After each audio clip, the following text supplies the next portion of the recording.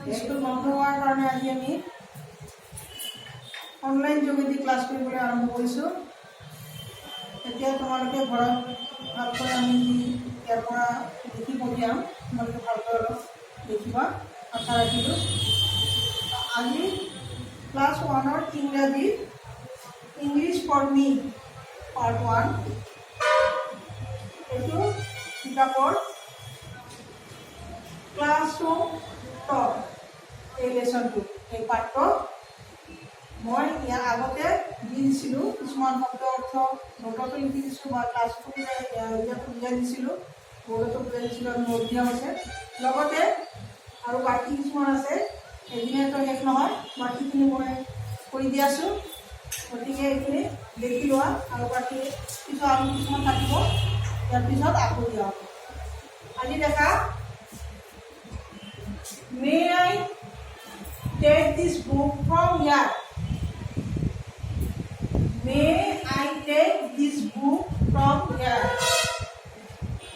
মই এই কিতাপখন ইয়াৰ পৰা ল'ব পাৰোঁনে? ইয়াৰ অৰ্থ দিছোঁ, মই ইয়াৰ পৰা কিতাপখন ল'ব পাৰোঁনে? I মানে মই, take মানে লোৱা, this মানে এইটো, book মানে কিতাপ, from মানে পঢ়া, here মানে ইয়াত।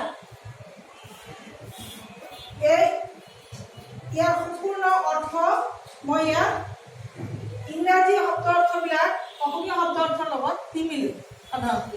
গতিকে ইয়াত সজাই আমি লিখিব লাগিব, মই ইয়াৰ পৰা কিতাপখন ল'ব পাৰোঁনে, এনেকৈ লিখি দিয়া হ'ব। ঠিক তেনেকুৱা I am feeling happy, মই সুখী অনুভৱ কৰি আছোঁ, সুখ অনুভৱ কৰি আছোঁ বা সুখী হৈছোঁ, এনেকুৱা কথা বুজাবলৈ আমি I am feeling happy, মই বৰ আনন্দিত, মই আনন্দিত অনুভৱ কৰিছোঁ। ঠিক তেনেকুৱা sad, দুখিত অনুভৱ কৰা, annoyed মানে বেয়া পোৱা, কাৰোবাক বেয়া পাইছা যদি annoyed। তাৰপিছত hungry, ভোক লগা, মোৰ ভোক লাগি আছে, ভোক পাইছে, এনেকুৱাও আমি কওঁ।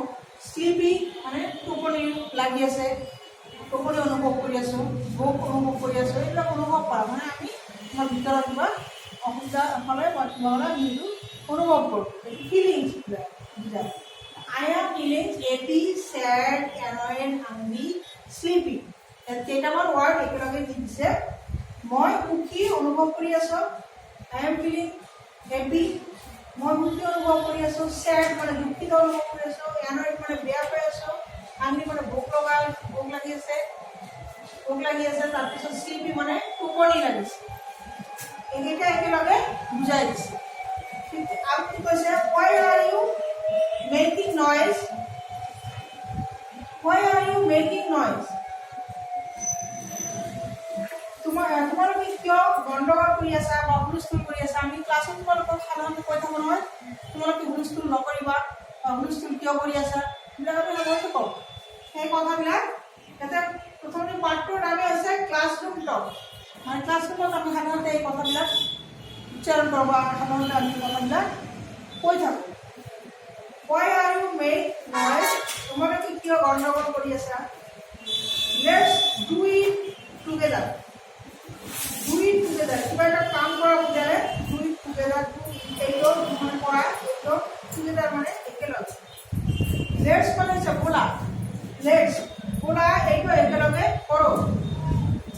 Let's go to play outside, বোলা বাহিৰলৈ খেলিবলৈ যাওঁ।